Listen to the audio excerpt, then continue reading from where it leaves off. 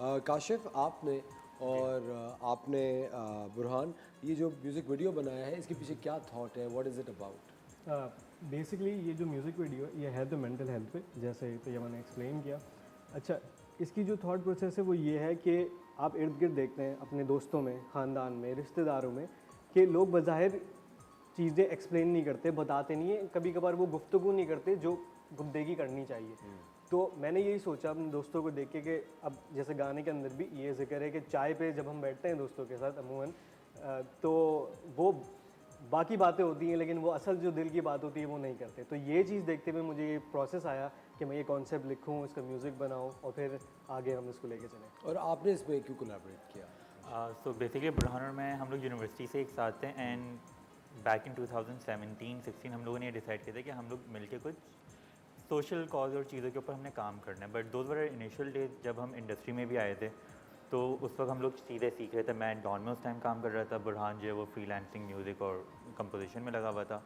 So by the time जब 2022 आया तो हम लोगों की स्किल्स इतनी डेवलप हो चुकी थी कि अब जो हमने चीज़ मिल के बनाई, वी थिंक कि अगर हम उस टाइम करते ये काम तो शायद वो क्वालिटी, वो लगन, वो जो खूबसूरती, जो मैसेज देना चाह रहे हैं वो वैसा नहीं दे पाते। तो वी डिसाइड कि नाउ इज़ द टाइम कि अब हम इस चीज़ को मिल के करें।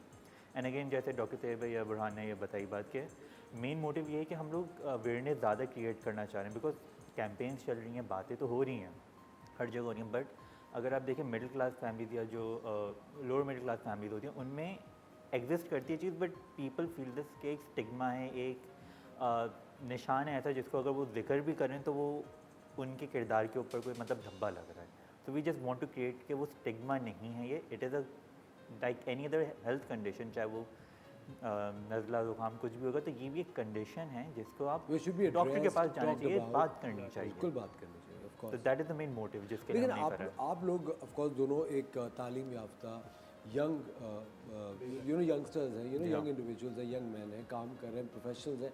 आपको लगता है मर्दों के लिए अपने दिल की बात करना मुश्किल होता है बनिस्बत ख़वातीन के? मुश्किल एज जैसे man don't cry, boys don't cry. हाँ, I would disagree with that, I mean in the sense कि मेरी वालदा ने शुरू से ये एम्फसाइज मुझ पर रखा है कि what ever you feel, what ever you think, जो भी तुम्हारे दिल में बात है। आउटस्पोकन बोलो, बात करो। हाँ, देखिए वहीं पे ना एक आपके घर से ये ट्रेनिंग एग्जैक्टली। हुई है। अब ये है कि हाँ, सोसाइटल नॉर्म्स हैं ऐसे कि अगर आपको चोट लगी, अगर रो रहे हो तो सोसाइटी कहती है नहीं रो।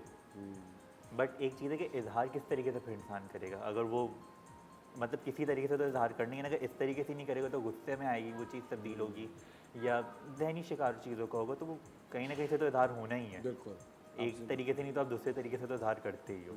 तो इट्स बेटर कि आप उस तरीके से करो जिसमें किसी का नुकसान ना हो।